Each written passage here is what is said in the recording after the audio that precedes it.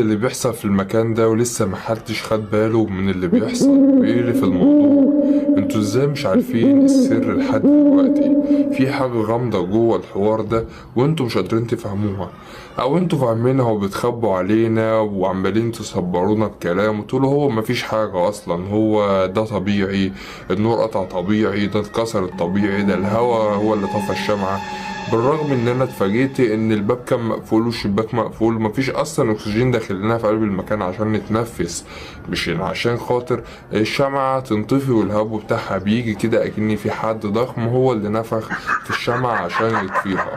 ودي كانت أسرة مكونة من 4 أفراد، وكانت أختهم متجوزة برا، فأختهم جت سكنت معاهم في بيتهم الجديد بعد ما نقلوا، وبارك لهم على البيت الجديد وقالت لهم أنا هاجي أبات معاكم يومين أنا وجوزي، وخدوا أوضة في الدور اللي فوق عشان يناموا فيها.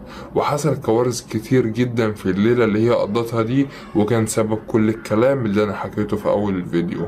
انزل دلوقتي اعمل لي اشتراك ولايك واعمل لي كومنت، صلي عليه في الكومنتات وشوف ايه رايك في القصه دي لو عجبتك. واهم حاجه ما تنساش تعمل الاشتراك السبسكرايب وتعمل لايك عشان خاطر تزود تفاعل للفيديو. بعد كده نبدأ نكمل على الحكاية دي. الحكاية دي كانت موجودة في محافظة القليوبية. كان في مجموعة من الأشخاص مكونة من 4 أشخاص، وكان في زوج وزوجة، وكانت موجودة معاهم أمهم، وأبوهم كان متوفي وأخته. المهم إن هما كلهم كانوا 4 أشخاص. جت أخته وقالت لهم أنا هبات معاكم يوم في البيت الجديد، وهو كان في قلب الأراضي الزراعية شوية. باتوا أول ليلة في قلب البيت، وأول ليلة دي عدت عليهم أكنها سنة.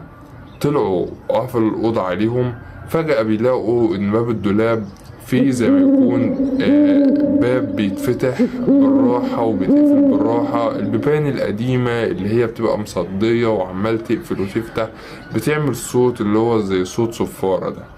فهي عمالة تقول لجوزها قوم شوف في ايه اللي في الدولاب ده، يكون في قطة مستخبية ولا حاجة. يقوم يبص وما يلاقيش حاجة في قلب الدولاب. يرجع تاني بعدها بشوية الكهرباء تقطع. اتصلت على اخوها وقالت له هو الكهرباء على طول متعودة تقطع هنا على طول بالنسبة للموضوع ده؟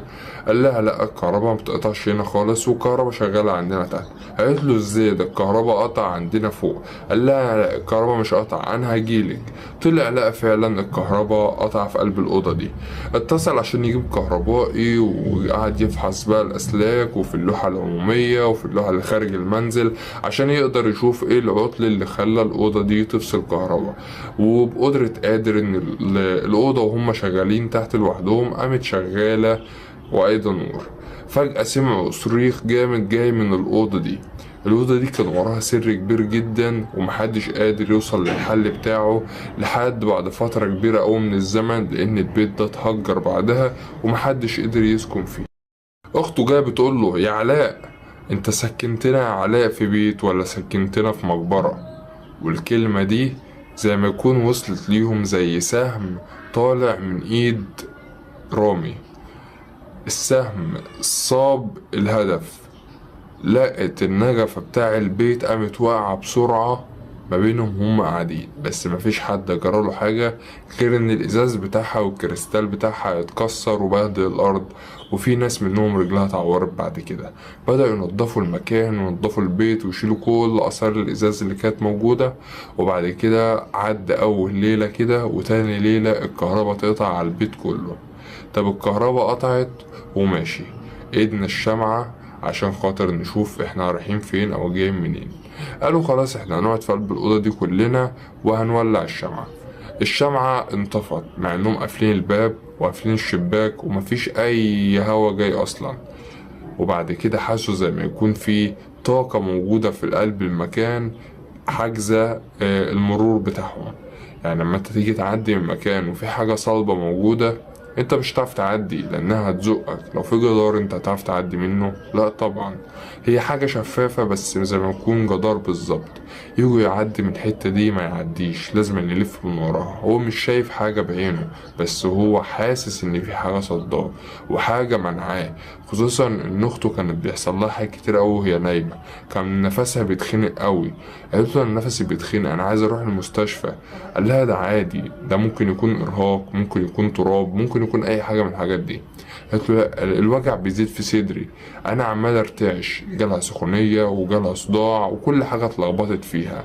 الكلام ده كله كان صايب اخته هو بالظبط، ومحدش كان يعرف ايه سبب برضو المشكله دي، واشمعنى اخته هي اللي بيحصل معاها كل ده. والسبب في الاخر عشان ما اطولش عليكم، طلعت ان مراته ما كانتش بتحبها وكانت عامله لها عمل. وهو ده كل اللي حصل ليهم. من اول يوم دخلت معاهم البيت وهي حطت لها تحت المخدة بتاعتها العمل اللي هي عاملاه لها، وكانت واخدة حاجات من ملابسها عشان تعمل لها عليه العمل. وشفتوا بقى الحكاية دمرت البيت، والبيت دلوقتي يعتبر أثري ومفيش حد بيسكنه، بيت مهجور كلوا التراب وكلته الحشرات عشان مفيش حد عارف يقعد فيه، ومفيش أي حد عرف يعالج ولا حد عرف يطلع الأشياء اللي فيه، لأنها حاجات كانت أعلى من أي حد كان يعرف في الخوارق أو في الحاجات دي. وبالتالي البيت تناه مقفول، والعيلة اتدمرت لأن انقلب السحر على الساحر. زي ما هي أذت أخت جوزها، هي برضو كمان اتأذت، وسبحان الله محدش أذاها، هي اتأذت لوحدها وأذت نفسها بنفسها. أول حاجة إنها باعت دينها وراحت في طريق شيطان. تاني حاجة وإن ربنا سلط عليها اللي يقدر يعمل معاها كده. وبكده تكون انتهت معانا القصة دي.